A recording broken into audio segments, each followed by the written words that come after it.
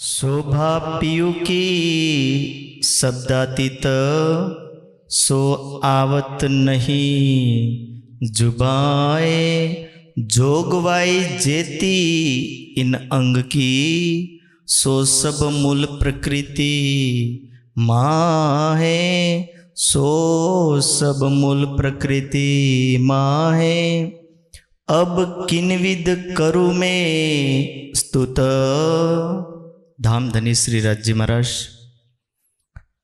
पूर्ण ब्रह्म सच्चिदानंद सारे जहाँ के मालिक प्रकाश हिंदुस्तानी ग्रंथ के माध्यम से प्रकरण नंबर 20 से अब किन्विद करो में स्तुति का तात्पर्य होता है कि किसी का गुणगान करना, और गुणगान का तात्पर्य जिस आराध्य को आप मानते हो उस आराध्य का जो गुण है या जो जिसकी महिमा है उस महिमा को बताना। इंद्रावती की आत्म कह रही कि मैं किन्विद करूं मैं स्तुत मेरे जीव को ना कछु बल। कि दुनिया के अंदर अक्षरातीत को बताना ये कैसे संभव है?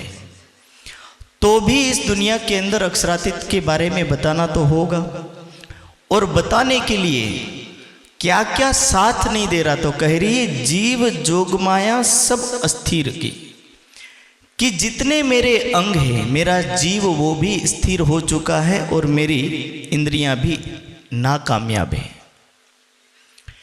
कहने का तात्पर्य है कि अक्षरातीत को जब जान लिया और जानने के बाद जब उनको ये पता चला कि सृष्टि के अंदर ले आने वाला जो पुरुष है जो पूर्ण ब्रह्म सच्चिदानंद है, उस पूर्ण ब्रह्म सच्चिदानंद को जब हमने आत्मसात किया, जाना, समझा और समझने के बाद पता चला कि जिसकी एक मेहर से एक कृपा से इस ब्रह्मांड के अंदर हम आए, और आकर के इस ब्रह्मांड के अंदर जब हमने खेल देखा और खेल देखने के बाद इस खेल में हमें अच्छा नहीं लगा, तो अक्षरातीत ने पुनः फिर से कहा कि कोई बात नहीं, आप वापस चलिए, और परमधाम ले गए। फिर से सखियों ने कहा कि हे राज्य महाराज आपका खेल हमारा कुछ नहीं बिगाड़ सका।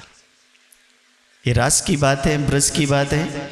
जब ब्रज में आए तो आनंदमय लीला चलती रही, और आनंदमय लीला चलते चलते सखियां नहीं मानी तो राज्य ने रास में बुलाया, और रास में बुलाने के बाद पूछा कि कैसा लग रहा है ये ब्रह्मांड। तो सखियों ने पहले तो कहा कि बहुत अच्छा लगा, लेकिन फिर थोड़ी देर के बाद एक बात कही कि हे धामधनी ये ब्रह्मांड वैसा ही लगा जैसे कोई शमशान घाट में बैठा हो। और शमशान घाट का मतलब कि दुख की घड़ी में बैठा हो। कैसे शमशान घाट में बैठा ऐसे लगा? तो बोले जब आपका और हमारा वियोग हुआ और हम जब पत्ते पत्ते से पूछ रहे थे कि क्या आपने हमारे प्राणेश्वर को देखा, तो उस समय जब पत्ते पत्ते से हमने वृंदावन के हर जर्रे जर्रे से पूछा, और वृंदावन के जर्रे जर्रे से पूछने के बाद वहां के हर कण ने बताया कि हम आपके प्राणेश्वर को नहीं जानते। तब इंद्रावती ने अपने भाव में रह करके कहा कि हे धामधनी अब मेरी लाज रखना। और वहां पर जब ब्रजमंडल की लीला को नकल की गई, और जब नकल की गई और रास में आने का टाइम हुआ, और इंद्रावती की आत्म जब बांसुरी होठों पर रखती है और होठों पर रख करके बजाने वाली होती है, और उस समय अक्षरातीत को पुकारने लगती है, और उस समय कहती कि हे धामधनी मेरी लाज रखना। क्यों? क्योंकि यदि आपका काम मैं खुद करूंगी तो शायद ये शोभनीय नहीं है। और लाज रखने की जब बात कही तब उस समय अक्षरातीत आते हैं, और उस समय भजनानंद सुख लियो पार का प्रसंग आता है। और जब ये प्रसंग पूरा हो जाने के बाद राज्य ये बात पूछते कि ये ब्रह्मांड कैसा लगा, तो कहते कि शमशान घाट की तरह लगा। वैसे तो राज्य ने इस दुनिया में आने से पहले कहा था रत्न जड़ित मोहल को तुम छोड़ करके कहां दुनिया के इस पत्थर से निर्मित ब्रह्मांड को पाना चाहती हो। लीला क्रीड़ा रसानंदम अनुभवम परिहास्यत, कि जिस दुनिया में तुम जा रही हो उस दुनिया में परमधाम का नाम सुनते लोग तुम्हारा मजाक उड़ाएंगे। तुम्हें ये बोलेंगे कि एक झूठी कल्पना है, ऐसा कोई नहीं है। वृंदावन के अंदर, योग माया के ब्रह्मांड के अंदर जब राज्य ये पूछ रहे हैं तो उस समय हम इस दुनिया के अंदर की सारी बातें समझाते हैं और राज्य को ये बात कहते हैं, और उसी को आगे प्रसंग वर्णन करते हुए कि लीला क्रीड़ा रसानंदम अनुभवम परिहास्यत दैन्य कार्पण्य दुखात आकारामुपास्यत, कि तुम किस कंडीशन में होंगी और उसको किस कंडीशन में जाकर के दुनिया में रहोगे। तो पहले दैन्य, दैन्य यानी दीनहीन हो जाना। दीनहीन होना माने, दीनहीन का तात्पर्य कि तुम्हारे पास टाइम भी होगा, सब कुछ होगा, पर तुम टाइम देना नहीं चाहोगे। सब कुछ होगा, साधन पूरे उपलब्ध होंगे, लेकिन तुम तो भी कर्म करना नहीं चाहोगे। इसको बोलते दैन्य। दैन्य यानी दीनहीन हो जाना। जैसे नेपाल में है, इतने तो लोग होंगे नहीं जितनी गिनती में, इधर में देखो तो आधे से ज्यादा तो गुजराती लोग हैं, ठीक है। पुरुष भाइयों की गिनती तो फिलहाल गिनी चुनी बैठी है। यदि मैं सोचूं कि सरसावा की तुलना में देखूं तो मुझे इतने भी लोग नहीं दिखाई देते। यानी क्या समझा जाए कि इसको बोलते दैन्य, यानी परम धाम का ज्ञान मिलने के बाद भी तुम्हारी वो अवस्था हो जाएगी, यदि तुम्हें कोई निमंत्रण मिले तो भी आप यही बोलोगे कि हमारे पास अभी टाइम नहीं। दैन्य कार्पण्य, कार्पण्य यानी कंजूस हो जाना। धर्म के नाम से व्यक्ति इतना कंजूस होगा, ना टाइम देगा, ना दिन देगा, ना समय देगा, ना कुछ देगा। पैसा दान दक्षिणा देना तो दूर की बात, वो तो देगा ही नहीं, लेकिन खुद का टाइम भी नहीं देगा। उसको यदि इतना समझाया जाए कि सुबह 1 घंटा सेवा पूजा करना, 1 घंटा ध्यान करना, तो बोले इतना तो टाइम हमारे पास। पर यदि शरीर के लिए कहा जाए तो वही कार्य शरीर के लिए 24 घंटे में से 13 या 14 घंटा काम करने को तैयार है, और वो केवल ना केवल शरीर के लिए ही करेगा, आत्मा के लिए कुछ नहीं करेगा। ऐसा व्यक्ति केवल ये सोचता है कि मैं आत्मा कल्याण कर रहा हूं, ऐसा व्यक्ति आत्मा कल्याण कदापि नहीं कर सकता। ऐसा व्यक्ति अपनी आत्मा के साथ केवल धोखा देता है, अपने मन से अपनी संतुष्टि करवाता है, और ये कहता है कि मैं अपने आप को एक अच्छे लाइन में खड़ा करके, भक्त लाइन में खड़ा करके रखा हूं, पर ये भक्त लाइन की लाइन ही नहीं है। यदि शरीर के लिए इतना किया जाए तो आत्मा के लिए कितना होना चाहिए। शास्त्र कहते, नीतिकार कहते हैं, कुलस्यार्थे कि एक कुल के लिए किसको छोड़ना चाहिए, तो बोले कुल के लिए एक व्यक्ति मरता है तो मर जाने दो। अगला वो शब्द कहते हैं कुलम जनपदस्य अर्थ है कि यदि एक कुल पूरा मरता हो और उसके बदले में पूरा नगर बस जाता हो, नगर की सुरक्षा होती हो, तो उसको सुरक्षित करना चाहिए। और अगली बार अगले चरण में, अंतिम चरण में कहता है आत्मार्थम पृथ्वीम त्यजेत, कि आत्मा के लिए पृथ्वी को भी छोड़ देना चाहिए। मतलब सोच सकते हो कि वो क्या करें कि अपने सारे कर्म करते हुए यदि आत्मा का कोई विषय आता है और आत्मा का विषय आता है तो सबसे पूर्व और सबसे प्रथम आत्मा होनी चाहिए और परमात्मा होना चाहिए। यदि उसके बदले में आप सबका कंपैरिजन कर रहे हो, सबके साथ जोड़ रहे हो, तो बोले वो आपकी भक्ति नहीं है। और ऐसी अवस्था के अंदर राज्य ने ये बात पहले कह दी थी, दैन्य कार्पण्य दुखात, दुखात यानी दुख से परिपूर्ण ब्रह्मांड आकाराम उपास्यत, बोले तुम आत्मा की भक्ति नहीं शरीर की भक्ति कर रहे होंगे। कैसे? तो बोले सुबह से शाम किसके बारे में सोचते हो? परिजन, अपने परिजनों के बारे में, अपने शरीर के बारे में, अपने जीवन के बारे में, अपने संसाधनों के बारे में। यही संसाधन क्या है? आकाराम उपास्यत, कि ये आकार, ये शरीर की उपासना है, ये आत्मा या परमात्मा की उपासना नहीं है। ये आत्मा की भक्ति नहीं, ये परमात्मा की भक्ति नहीं, ये शरीर की भक्ति हो गई। क्योंकि जैसे हम परमात्मा को खुश करने के लिए अनेक प्रकार से प्रयास करते हैं। इसी प्रकार यदि 24 घंटा व्यक्ति शरीर को ठीक रखने के लिए, शरीर को स्वस्थ रखने के लिए, शरीर को सुखमय रखने के लिए, आनंदित रखने के लिए पूर्णतया प्रयास करता है, तो बोले ऐसा व्यक्ति आत्मा की उपासना नहीं, ऐसा व्यक्ति शरीर की उपासना करता है। और शरीर की उपासना करते या नहीं करते आप खुद तोल लेना।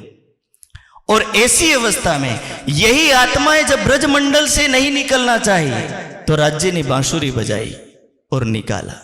फिर रासमंडल में आई और रासमंडल में आने के बाद यही आत्माएं राज्य से पूछती हैं कि राज्य क्या कोई ऐसा ब्रह्मांड है जहां दुख मिलता ही नहीं, क्योंकि ये सुख के ब्रह्मांड से आई थी पर कहां आ गई, दुख के ब्रह्मांड के अंदर। तब राज्य से कहते हैं हवे वाला एटलू मांगू किणेक अलगाना थये, जी हाँ विरह नहीं चालो ते घर जाइए कि हे धामधनी अब मैं इतना चाहती हूं, हम इतना मांगते हैं कि जी हाँ विरह नहीं, कि जहां कष्ट ना हो, जहां पीड़ा ना हो, ऐसे ब्रह्मांड में लेकर के जाओ। राज्य ने कहा कि वो केवल परम धाम है।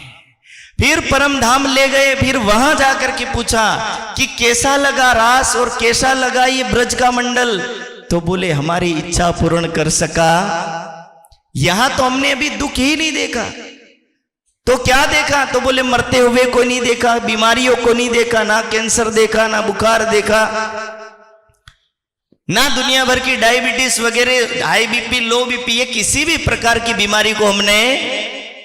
राज्य ने कहा कोई बात नहीं, चिंता ना करो। और उसके बाद तीसरे ब्रह्मांड का सर्जन हुआ। और तीसरे ब्रह्मांड के सर्जन के बाद जब चौथा दिन शुरू हुआ, साल 990 मास हुए रसूल को, जब रूह अल्लाह मिसल गाजी और शैया उतरे, तब जब हम ब्रह्म सृष्टि श्यामा महारानी के साथ इस दुनिया के अंदर पधारी।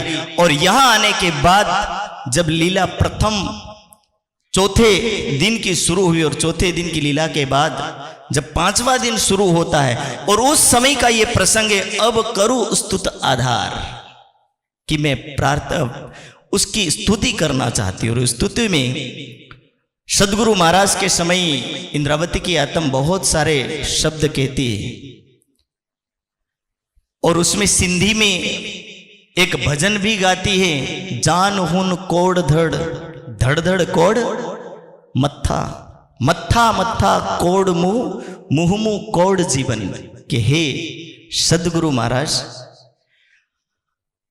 मैं इस शरीर से, ये करोड़ों शरीर हो और एक एक शरीर में करोड़ों करोड़ों सिर हो, और एक एक सिर में करोड़ों करोड़ों मुंह हो, और एक एक मुंह में करोड़ों करोड़ों जीवा, हितरा मीड़ी तो ही जा ताजे गुणना गिनन। के हे सदगुरु महाराज, इतने सब कुछ मिलाने के बाद भी मैं आपके गुणों का बखान नहीं कर सकती। गुण लिखने के प्रकरण में देखना, एक एक जीरो बढ़ता जाता है, लेकिन गुणों की कमी नहीं होती। स्तुति का मतलब ही यही है कि उसका गुणगान करना। और क्यों गुणगान करना? क्योंकि उसके अलावा हमारा कुछ नहीं।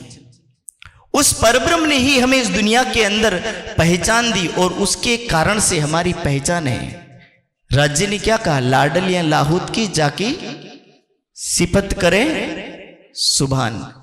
कि अक्षरातीत ने इस दुनिया में आने के बाद 12,000 ब्रह्म सृष्टियों की महिमा संपूर्ण ब्रह्म शास्त्रों के तमाम शास्त्रों के अंदर लिखवा दी, और सभी शास्त्रों में लिखवाने के बाद इसे ब्रह्म सृष्टि जाहिर हो गई। पर क्या 12,000 ब्रह्म सृष्टि मिल करके एक परब्रह्म को जाहिर कर सकेगी? यही है, 12,000 ब्रह्म सृष्टि के हाथ में यह कार्य दिया कि मैं अकेला तुम्हें दुनिया में जाहिर करूंगा, क्या तुम सब मिल करके मुझे जाहिर कर सकोगे? और यही है कि एक बार अक्षरातीत ने हमारी महिमा का वर्णन किया, और फिर बाद में इंद्रावती ने कहा कि मैं उसी तरह अक्षरातीत के उन गुणों का वर्णन करना चाहती हूं। और जब गुणों के वर्णन का प्रसंग आया तो कह रही, जोगवाई जेती इन अंक की सो सब मूल प्रकृति मां है। कि मैं वर्णन भी करूं तो कैसे करूं, क्योंकि मेरी सारी इंद्रियां कहां दौड़ रही है? विषयों की तरफ। कान दौड़ता है बुराइयों को सुनने में। देखिएगा, एक नॉर्मल सिद्धांत है, यदि आप अच्छी बात करोगे ना तो कोई व्यक्ति सुनना नहीं चाहेगा, लेकिन यदि किसी की बात कहना शुरू कर दो ना, जो नहीं सुनना चाहता वो भी। सास यदि बहू की बुराई कर रही हो और रूम बंद हो तो बहू कान दे के सुनेगी कि मेरे बारे में क्या हो रहा है। शाम के टाइम में यदि पति घर आ गया और पति को पत्नी बता रही तो सास कान दे करके सुनेगी कि ये क्या हो रहा है। तो ये क्या हुआ? शब्द विषय। जोगवाई जेती इन अंग की सो सब मूल प्रकृति मां, ये प्रकृति से उत्पन्न है। और प्रकृति से उत्पन्न ये किसका साथ लेगी? तो बोले प्रकृति के विषयों की तरफ दौड़ती, पर परमात्मा की तरफ दौड़ती नहीं है। मेरा कान है वो बुराइयों की तरफ दौड़ता है, मेरा कान किसी और को सुनने के लिए दौड़ता है, पर ब्रह्म ज्ञान सुनने की बात आती है तो सभा में बैठना भारी पड़ता है, क्योंकि वो बैठना चाहता नहीं है। वहां उससे नींद आती है, वहां उससे परेशानी होती है, वहां बैठे बैठे पता नहीं क्या क्या सोचता है। लेकिन यदि किसी के बारे में उल्टा सीधा सुनना हो तो उसमें उसका ध्यान भंग भी होता नहीं है। इसलिए बोलते हैं शब्द विषय और श्रोत्र इंद्रियां, जब ये दोनों का संगम बढ़ जाता है तो ये रस शायद किसी मिठाई का आनंद नहीं, इससे ज्यादा आनंद देता है। देखिएगा, स्वामी जी बोलते हैं कि 9 रस है दुनिया में। कितने रस हैं? 9 रस है, और 9 रसों में ये एक रस है निंदा रस। क्या बोलते हैं इसको? निंदा रस। ये निंदा रस बोले क्यों प्रिय है? स्वामी जी बोलते ये निंदा रस इतना प्रिय है कि इस रस को पीने वाला बेचारा थकता ही नहीं, भले रात्रि के 12 बज जाए, उसको नींद आने वाली इतना आनंदित है। कई बार एक उदाहरण दिया जाता है कि 2 बहनें थी, जेल गई, और जेल जाने के बाद 14 वर्ष की जेल हुई। कितनी वर्ष की? 14 वर्ष की जेल में दोनों बहनें गई, 14 वर्ष तक निंदा की पूरे गांव की। और जब घर से जेल से बाहर निकली, बरी हो गई, छुट्टी हो गई, और वहां से छूट करके जब घर जाने लगी तो जाते जाते एक दूसरे से कह रही बाकी बातें घर जाके करेंगे। तो सोच सकते हो कि ये इंद्रियां क्या कर सकती हैं। जबकि इंद्रावती की आत्म खटरुति के शब्द को सुनो तो नैनानी तरसेरे वालाजी ने निरखवा, श्रवणानी तरसेरे वालाजी, कि मेरे कान अक्षरातीत के शब्दों को सुनने के लिए लालायित हो रहे हैं, मेरे नेत्र अक्षरातीत के दर्शन के लिए तरस रहे, मेरी जीवा अक्षरातीत से बातें करने के लिए तड़प रही है, और मैं इस संपूर्ण इंद्रियों से अक्षरातीत को मिलने के लिए, अक्षरातीत को देखने के लिए, अक्षरातीत को पाने के लिए तड़प रही है। और एक हमारी इंद्रियां हैं जो पल पल में विषय की तरफ भागती है। पल पल में यदि हमारे नयनों की बात कही जाए तो ये नयन सारी दुनिया को देख सकते हैं, लेकिन परमात्मा को देखने के लिए भी लालायित होते नहीं है। और इसी नयन को जब हम अक्षरातीत की ओर मोड़ दे तो यही नयन, ये चक्षु रूपी इंद्रिय अक्षरातीत की तरफ लग जाए तो उसके हृदय में केवल एक ही आशा रहती है कि मैं कब उस परमात्मा को देख पाऊंगी, मैं उस परमात्मा को कैसे निहार पाऊंगी, उसको मैं कैसे समझ पाऊंगी। और इसलिए ये नयन उसके लिए तड़पने चाहिए, पलकें हमारी उसके लिए पलकनी चाहिए, ये हमारा हृदय उसके लिए धड़कना चाहिए। पर मानव हृदय और मानव की इंद्रियां केवल ना केवल संसार की ओर अग्रसर होती है। इसलिए एक प्रकरण में कहा है, जीवे आत्म अंधी करी मिल अंतस्करण अंधेर, गिरदवाई अंधी इंद्रियां जिन आत्म को लिया घेर। जीवे आत्म अंधी करी, ये जीव, ये आत्म तो जाना चाहती है, परमात्मा के पास पहुंचना चाहती है, पर बोली ये जीव, ये इंद्रियों के चक्कर में है। और ये इंद्रियां किसके चक्कर में है? तो बोले ये 500 विषयों के चक्कर में है। और ये 500 विषय इंद्रियों को खींचते हैं पर निकलने देते नहीं है। ये जाना नहीं देना चाहते हैं, ये यहां रोक के रखना चाहता है। से गोविंद भेड़ा का उदाहरण तो शायद आपने सबने सुना होगा, तो भी दोहराता हूं। 3 साधु थे। कितने साधु? और एक गोविंद भेड़ा नामक, एक गोविंद पटेल नामक एक प्रधान था गांव का। अब शासन करने की आदत थी, यानी सबको दबा के जीने की आदत थी। मर गया और मरने के बाद उसने सोचा कि मैं मर गया, अब तो शासन कर नहीं सकता। तो उसने सोचा मैं भूत बन करके शासन करूंगा, पर शासन तो करके ही रहूंगा। उसने भूतों की नगरी बसाई और भूतों की नगरी में जो भी उस एरिया से निकलता है उसको लुभा करके वो भूत ही बना देता है, जाने देता नहीं है। कोई भी वस्तु, दुनिया की सारी वस्तुएं उसकी बाजार में दुकान लगी हुई होती है और उन दुकानों में जो आकर्षित होता है वो गया और रुकता नहीं है। और गोविंद भेड़ा की नगरी के दरवाजे पर 3 साधु पहुंचे तो लोगों ने बोला कि यहां मत जाना। क्यों? तो बोले ये गोविंद भेड़ा की नगरी, यहां गया हुआ व्यक्ति वापस लौट के आता नहीं। तो उन साधुओं ने कहा कि हम यहीं से ही जाएंगे, हमें कोई रोक सकता? और तीनों साधु जब गोविंद भेड़ा की नगरी में प्रवेश किए तो जाते जाते अगल बगल में बहुत सारी दुकानें देखी, लेकिन कोई आकर्षित हुआ। पर लास्ट वाला बड़ा प्रभावित था। सोचता है कि आगे वाले बड़े मूर्ख दोनों लोग हैं। बोले ये तो कुछ लेके जाने वाले, पर मैं एक वस्तु तो लेके ही जाऊंगा। और जैसे ही ये इस नगरी के अंतिम छोर पर आया, अंतिम बॉर्डर पर आया, और आकर के अंतिम बॉर्डर पर यही सोचता है, गोविंद भेड़ा मखमली कंबल लेकर के खड़ा है और कह रहा है कि ठंडी आने वाली है, इस कंबलों को ले लो, आपको ठंडी में काम आएंगे। पहला साधु ना सुना ना देखा, कुछ भी चला गया। दूसरे ने देखा पर लिया, तीसरे ने दिमाग लगाया। दोनों मूर्ख थे, बोले ना देखा ना सुना, पर मैं बोले एक पैर बाहर रखूंगा और एक पैर पर लेके तो जाऊंगा ही जाऊंगा। और इसने एक पैर बाहर रखा और गोविंद भेड़ा ने जो ही कंबल आगे की उसने कंबल को पकड़ा, और कंबल को पकड़ा तो व्यक्ति उस नगर में ही रह गया, बाहर जा सका। बस वही दशा है, इंद्रियों की भी वही दशा है। इंद्रियां चाहती है कि हम ना करें, लेकिन तो भी मजबूर है। इंद्रियों की दशा कैसी है? भर्तृहरि कहते हैं, कुरंग मातंग पतंग भृंगा मीना हता पंच बीरेव पंच, के हिरण भले नहीं चाहे कि मैं मरूं, पर बोले शब्द रूपी जाल में जब हिरण आ जाता है तो बोले शब्द के पीछे भागता भागता वो भी अपनी जान को गवा देता है।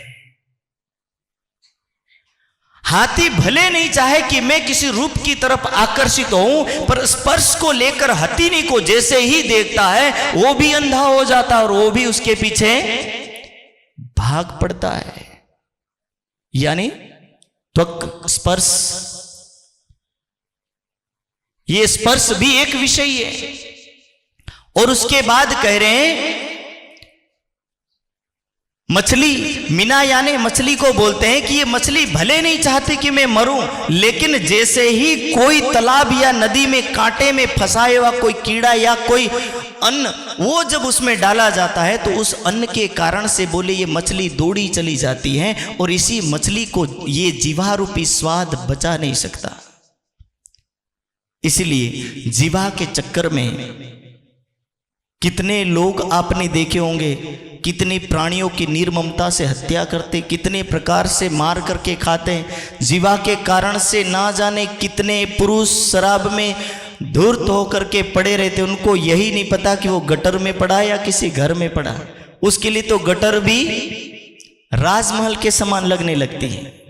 और उसी जीवा के चक्कर में फंसा मानव ना जाने कितने छोटे छोटे प्राणियों के शरीरों को खा जाता है। यह मनुष्य की दशा है। और इसी जीवा के चक्कर में आकर के मानव बहुत कुछ कर बैठता है। बीड़ी, तंबाकू, सिगरेट, गुटखा, पान, मसाला, ना जाने क्या क्या चीज खाता है और उन सारी चीजों को खा करके अपने आप को बर्बाद कर देता है।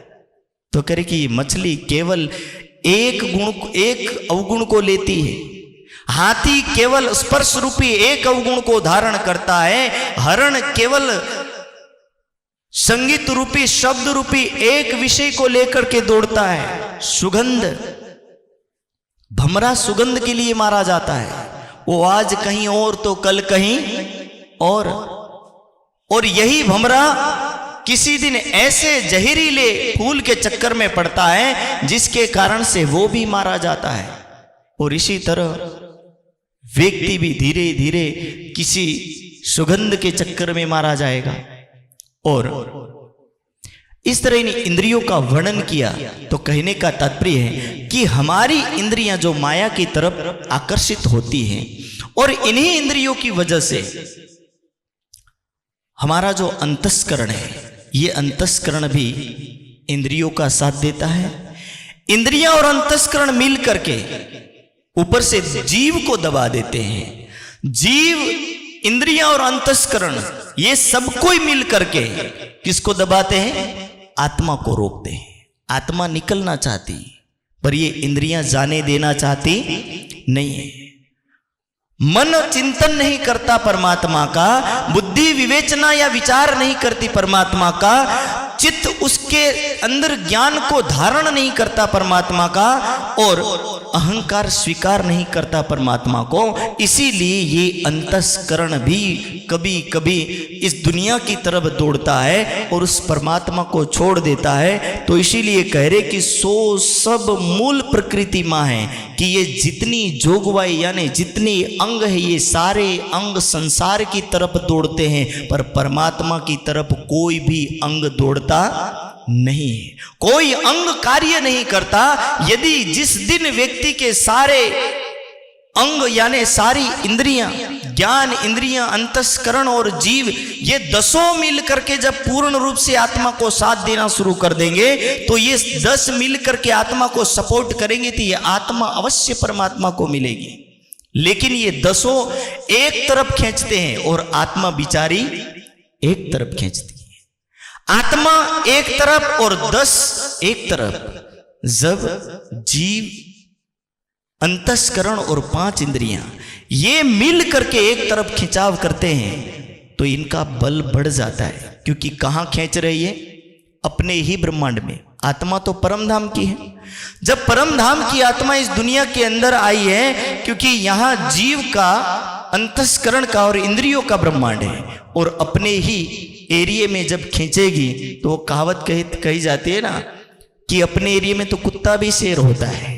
और इसी तरह इंद्रियां अपने एरिया में, क्योंकि प्रकृति के मोह तत्व और अहंकार तत्व से, मोह तत्व से बुद्धि की उत्पत्ति और अहंकार से और तन्मात्राओं की उत्पत्ति, तो इन सभी की उत्पत्ति जो मानी जा रही है ये प्रकृति से उत्पन्न है। और प्रकृति से उत्पन्न होने के कारण बोली ये अपने एरिया में राजा की तरह जी रहे हैं। इसीलिए यहां आने वाला जल्दी जाता नहीं, यही गोल गोल घूमता रहता है। और इन्हीं को कंट्रोल करने वाला व्यक्ति इस दुनिया को जीत लेता है। और जब इनको कंट्रोल करेगा तभी व्यक्ति इस भव सागर से पार हो पाएगा। और यही इंद्रावती की आत्म करी कि मेरी तो सारी इंद्रियां जब माया की तरफ दौड़ रही है, इसलिए तो इंद्रावती ने कहा दिख दिख पड़ो मेरी बुद्ध को, मेरी शुद्ध को, मेरे तन को, मेरे मन को, याद न किया धनी धाम। कि ऐसी बुद्धि को धिक्कारे जो परमात्मा का चिंतन और मनन ना करती हो, ऐसे तन को धिक्कारे जो 2 घंटे या 3 घंटे सभा में आसन लगा के बैठ नहीं सकता। एक सभा पूरी नहीं हो उससे पहले यही सोचते हैं ऊपर वाले बाबा जल्दी छोड़े तो हम जल्दी भागे क्योंकि नीचे वालों को तो यही रट लगी रहती है। किसी भी तरह एक व्यक्ति का वक्तव्य पूरा होगा तो अगला यही सोचता है कब पूरा करेगा, कब हम भागेंगे। पर ये तन, इंद्रावती की आत्म कह रही कि यही तन यदि परमात्मा की भक्ति में काम नहीं आया, यही हमारे शुद्ध और ज्ञान, ये हमारा परमात्मा की भक्ति में काम नहीं आया, ना तन ना मन ना बुद्धि ना चित्त, ये किसी भी तत्व यदि परमात्मा की भक्ति में काम नहीं आए तो ये सब बेकार है, ये किसी काम के लायक नहीं है। इसलिए ये भागता है तो उसको बिठाओ। एक बात बताता हूं आपको, छोटा सा सवाल पूछता हूं। यदि किराए की गाड़ी हो गुजरातीओ के लिए, આપણા માટે જો ભાડાની ગાડી તો આપણે કેટલા રગડીએ ને, જેટલું હોઈ શકે એટલું રગડી શકીએ। हिंदी वासियों के लिए कि यदि कोई किराए की गाड़ी हो तो हम कितना बैठेंगे?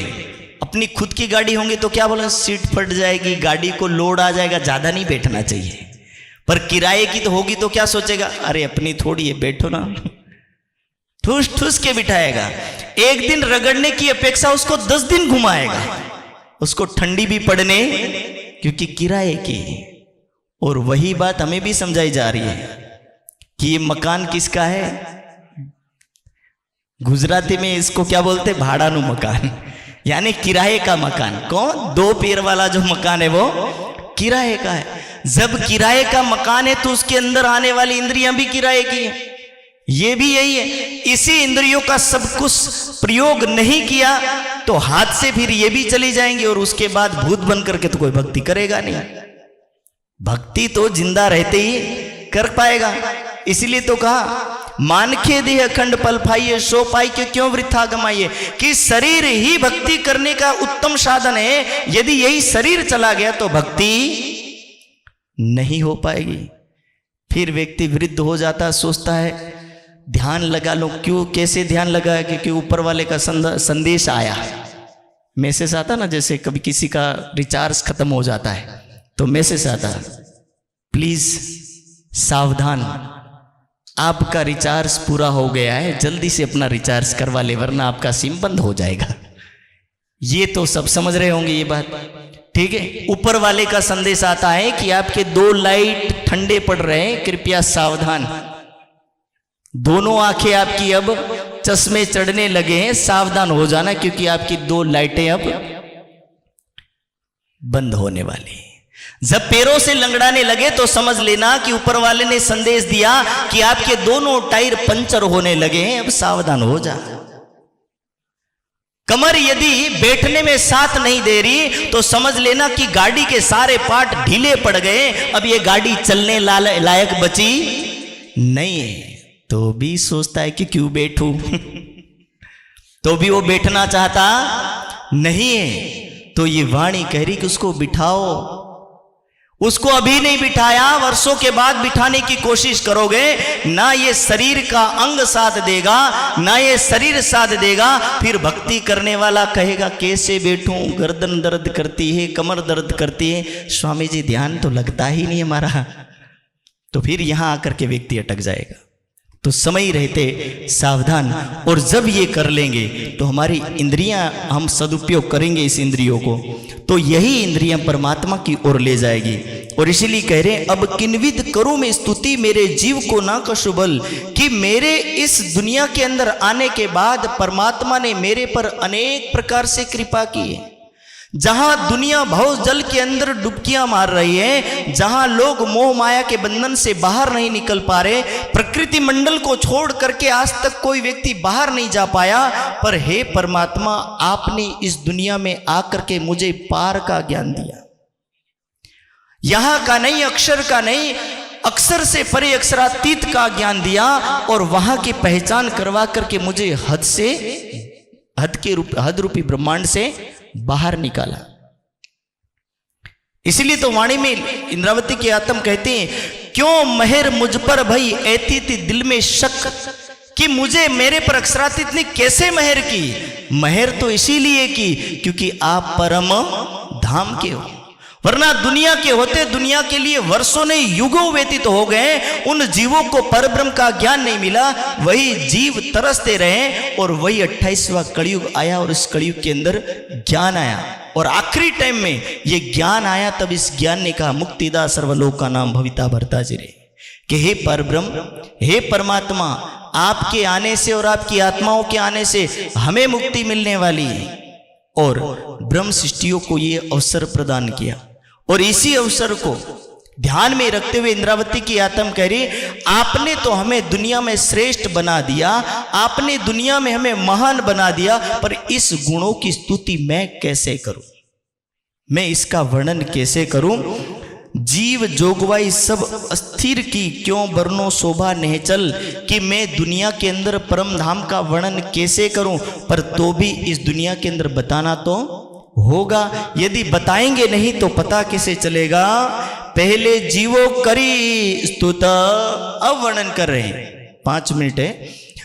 पहले जीवो करी स्तुत के दुनिया में से बहुत संत हुए, बहुत ऋषि मुनि हुए, जिन्होंने नारायण की स्तुति की, जिन्होंने त्रिदेवाओं की स्तुति की, जिन्होंने अक्षर ब्रह्म की स्तुति की, इन्होंने यहां तक की स्तुति की। और स्तुति करते करते ये हिमालय के अंदर पिघल गए, डूब गए, और वहां रहते रहते इन्होंने स्तुति का पूरा जीवन व्यतीत कर दिया। ये भली भांत भगवान कि भली बात यानी अच्छी प्रकार से भगवान की जीवों ने स्तुति की। पंडिताई चतुराई महाप्रवीणी किवकर हृदय आन, कि जितने ज्ञानी जन थे, पंडिताई यानी जितने ज्ञानी जन थे, उन सब ने मिलकर के स्तुति की, और सब ने मिलकर के स्तुति की। इसलिए बोले ये सब स्तुति करते करते चले गए। एक कीव प्रवाही जब देखिए तामे कोई कोई भारी वचन, कि दुनिया के संतों के लिखे हुए शास्त्रों को मैं देखूं तो मुझे ऐसा लगता है कि इन्होंने हद के ब्रह्मांड से परे अक्षर ब्रह्म तक का भारी वचन कहा, भारी वर्णन किया है।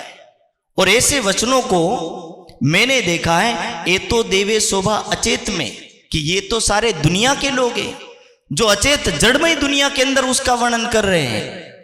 पर मोहे सालत है मन, कि मेरे मन में ये चल रहा है। क्या चल रहा है? 7वें नंबर की चौपाई, जिस बहन ने पूछा वो ध्यान से सुने।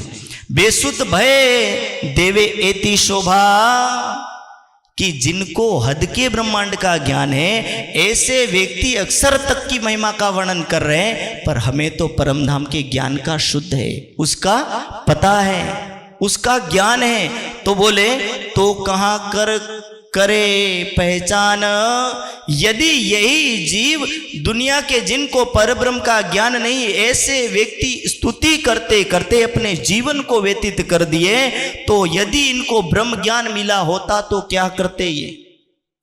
और यही बात करें, जो मुख वचन एक कहूं प्रवाही, तो सुना नहीं निर्वाण, कि यदि इन लोगों के मैं एक वचन का वर्णन करूं तो भी आपने सुना कि ये कितनी स्तुति किए हैं। और अब नंबर हमारा है, ना कछु सुन्या वेद पुराण, ना कछु की चातुरी, एक दो ही वचन सुने मुख धनी के, तिन से शुद्ध सप पड़ी। इंद्रावती की आत्म करी कि हे सदगुरु महाराज, आपके चरणों में रह करके जिस टाइम नवतनपुरी में महराज ठाकुर जब सदगुरु महाराज के चरणों में बैठे हैं, उस समय का प्रसंग है। और सदगुरु महाराज के अंतर ध्यान होने के बाद ये इंद्रावती की आत्म कह रही है, जो मुख वचन एक दो ही वचन सुने मुख धनी के, कि हे सदगुरु महाराज, हे मेरे धाम धनी, मैंने सदगुरु महाराज के मुख से जो एक दो वचन सुने, 3 से शुद्ध सब पड़ी। मैंने तो कुछ ही सुना था परम धाम के बारे में, तो भी मुझे हद पार बेहद बेहद पार अक्षर, ये तीनों ब्रह्मांडों का ज्ञान हो गया। और इस तीनों ब्रह्मांडों के ज्ञान के लेने के बाद सो भी ना सुना चित्त दे के, कि वो भी मैंने ध्यान से नहीं सुना, अलंकारिक और अपने ऊपर लेकर के बात कही जा रही है। जो लोग नहीं सुनना चाहते उनके लिए भी है कि सो भी ना सुना चित्त दे के, चित्त देना यानी ध्यान पूर्वक नहीं सुना। पर इंद्रावती ने ध्यान पूर्वक ही सुना था, वरना इंद्रावती की आत्म हवसा के जेल में 1 वर्ष तक अक्षरातीत के प्रेम में नहीं डूबती, उसके लिए नहीं तड़पती। हर शब्द शब्द में, ये तो सब जानते हैं कि जब पता चला कि स्वयं सदगुरु महाराज परम धाम का दर्शन करते हैं, इंद्रावती जिस तन के अंदर बैठी वो महराज ठाकुर का जीव कह रहा है कि सदगुरु महाराज को परम धाम दिखता तो मुझे क्यों नहीं। वो जीव इतना कसनी करता है, आहार पैसे भर रही हो कि अपने आहार को घटाते घटाते रुपये भर ले आया। और रास्ते में चलते चलते यदि कोई यार मिल गया, कोई मित्र मिल गया, तो अपना रास्ता बदल करके जाने वाला वो व्यक्ति क्या कह रहा है? कह रहा है सो भी ना सुनिया चित्त दे के, यानी इतना ध्यान दे करके सुनने वाला। यानी हम लोगों को समझाने के लिए वो कहावत कही जाती ना, यदि बहू को फटकार लगानी हो तो सास को डांटो या बेटी को डांटो, बहू अपने आप समझ जाएगी। सीधा क्यों कहो? इसीलिए कह रहे इंद्रावती की आत्म में यदि सुंदर साथ को कहूं कि तुम गलत हो तो ये तो कहना कठिन हो जाएगा। इससे बेहतर मैं अपने ऊपर लेकर के कहती हूं। वरना इंद्रावती की आत्म जिस तन में बैठी थी वो तन बाजार में जाने से भी हिचकिचाहट करता है ताकि उसकी इंद्रियां बाजार में ना दौड़े, किसी होटल में ना भागे, और उसके यारों से इसलिए मुंह मोड़ लेते ताकि उनका समय व्यर्थ ना चला जाए। अपने पास टाइम मिले तो बातें मंच में शुरू हो जाती, दूसरी तो बात ही छोड़िए। इधर स्वामी जी की चर्चा चलती, पीछे अपना वो भी भागवत कथा शुरू कर देते हैं। हमारा ये हुआ, आपका ये हुआ, तो सब अपनी अपनी कथा एक दूसरे को सुनाते हैं। पर वाणी कह रही है कि जब आपको अवसर मिला तो यही इंद्रावती की कह रही कि चित्त दे ना दे, सो भी ना सुनिया चित्त दे के, ना तो जोर गया पूर्व चल। यदि ध्यान पूर्वक सुनती तो मुझे वो पूरा परमधाम का ज्ञान पूर की तरह प्राप्त होता। यानी जैसे नदी चल रही और नदी का अनंत जल किसी को प्राप्त हो रहा है, इसी प्रकार परमधाम का अखंड ज्ञान वो मेरे हृदय में आता। पर जोरे गुण आड़े माया के, अब अंतिम चरण है, ध्यान के साथ सुनना। पर मैं इसीलिए नहीं सुन पाई क्योंकि क्या करें, पर जोरे गुण आड़े माया के, क्योंकि ये दुनिया की जो गुण है, प्रमाद, आलस्य, जानते हो ना, उठना चाहे पर उठ सकता नहीं, इसको क्या बोलते, प्रमाद, आलस्य और लोभ और अहंकार। तो कह रहे पर जोरे गुण आड़े माया के, ताथे ले ना सकी बूंद जल। कि दुनिया के अंदर का जो अवगुण है, प्रमाद है, आलस्य है, यही मुझे ये ब्रह्म ज्ञान को लेने में रोकता है, परमात्मा को देखने में रोकता है, परमात्मा की ब्रह्मवाणी सुनने में रोकता है। मुझे हर तरफ से जो रोकने वाला है तो मेरी ही इंद्रियां हैं, मेरा ही आलस्य है। और इसीलिए नीतिकारों ने कहा षट दोषा पुरुषेण हातव्य भुत्तिम इच्छता, निंद्रा तंद्रा भयम क्रोध आलस्यम दीर्घसूत्रता। कि 6 दुर्गुण मानस को बर्बाद कर देते। कौन कौन से? निंद्रा, निंद्रा यानी व्यक्ति जागता हुआ भी पड़ा रहता हो, जैसे सुन तो सब सकता है लेकिन उठना चाहता, घर की आवाज, माइक की आवाज सब सुनता है लेकिन कंबल छोड़ना चाहता नहीं, तो उसको बोलते निंद्रा। तंद्रा भी उसी अवस्था को, निंद्रा तंद्रा भयम, और भय के मारे कहीं जाना नहीं चाहता। इधर जाऊंगा तो ऐसा हो जाएगा, इधर जाऊंगा तो ऐसा हो जाएगा। भक्ति में बैठेगा तो ये वैरागी बन करके बाबा बन जाएगा, इसलिए किसी को भक्ति भी नहीं करने देता और ना खुद करता है। तो ये क्या भय है, निंद्रा तंद्रा भयम, क्रोध, क्रोध यानी ये तो सब जानते, नहीं आता तो भी आलस्यम दीर्घसूत्रता। कितना आलस्य, इतना प्रमाद कि व्यक्ति उठ करके बैठना चाहता, उठना चाहता है तो ठंडी सताती है, बैठना चाहता है तो नींद सताती है, इसलिए बैठना भी चाहता। दीर्घसूत्रता, दीर्घसूत्रता यानी धीरे धीरे खिसकना। जैसे सुबह का मंच है तो सोचता है कि 2 मंच में बैठूंगा, 1 मंच में सो जाऊंगा, तो ये क्या हुआ, दीर्घसूत्री। सुबह के मंच को अटेंड कर लिया, शाम के मंच में खाने के बाद 2 घंटा में आराम से सोऊंगा, पर शाम के मंच में चर्चा में नहीं जाऊंगा। इसको बोलते किसी काम को, जो काम जल्दी करना चाहिए उसको धीरे धीरे करना। 1 दिन के या 1 घंटे के काम को 5 घंटा लगाना, 1 दिन के काम को 5 दिन लगाना या 10 दिन लगाना, इसको बोलते हैं दीर्घसूत्री। और इसी तरह जैसे आत्मा परमात्मा को मिलाने के लिए ज्यादा टाइम नहीं लगता है, ये तो हम भी जानते हैं, लेकिन वर्षों व्यतीत हो जाते हैं तो भी वही दशा। हम सुनते अवश्य पर बदलते नहीं, वहां की वैसी दशा रहती है। तो इसीलिए कह रहे सो भी ना, पर जोरे गुण आडे माया के, ताते ले ना सकी बूंद जल। और इसी माया के कारण से बोले पर ब्रह्म का जो ज्ञान मिल रहा था उसको मैं ग्रहण कर सकी नहीं। ये समझाना चाहती इंद्रावती की आत्म अपने माध्यम से हर सुंदर साथ को, जो आलस्य की चद्दर ओढ़ करके पड़े रहते हैं, जो लोग सत्संग में आने के बाद भी सत्संग सभा में नहीं बैठते हैं, इतः ततः अनेक प्रकार की बातों में उलझे रहते हैं। ऐसे तमाम लोगों के लिए, सभी लोगों के लिए ये प्रकरण है। और ये प्रकरण उन्हीं लोगों को कह रहा है कि ये माया रूपी प्रमाद और आलस्य और निंदा रूपी जितने गुण है, अवगुण है, ये सारे गुण ही व्यक्ति के आत्मा के लक्ष्य में, आत्मा के मार्ग में सबसे ज्यादा कोई बाधक है तो यही बाधक है। इसीलिए उपनिषद ऋषियों ने कहा उत्तिष्ठ प्राप्त वरान निबोधत, कि हे मानव उठ, जाग, और सुबह हो गई और अब तू उस परमात्मा के लिए चल पड़। किसी ने भजन में गाया, उठ जाग मुसाफिर भोर भयो, रे न जात क्यों सोवत है। कि हे मुसाफिर, है दुनिया के अंदर यात्रा करने वाला यात्री, उठ, जाग, बोले ये भोर हो गया, उजाला हो गया, सुबह हो गई, और उठ करके अब अपनी यात्रा की तरफ आगे बढ़। पर बोले इन शब्दों को, इन संतों की वाणी को, इन शास्त्रों के शब्दों को यदि कोई सुन करके नहीं समझ पाया तो इंद्रावती कह रही कि वो प्रमाद और आलस्य से ग्रसित हैं, और वो 6 दोषों में से 2 दोषों से ग्रसित है। और 2 दोषों से ग्रसित है ऐसा व्यक्ति भूति मिच्छता, कि ये व्यक्ति अपना ही हनन कर रहा है, किसी और का हनन नहीं कर रहा, अपने को ही समाप्त कर रहा है, किसी और को समाप्त नहीं कर रहा है। इसलिए अपने आप को समाप्त होने से बचा लिया जाए और आलस्य और प्रमाद छोड़ करके हम अपनी मंजिल की ओर जाए। बोलो श्री प्राणनाथ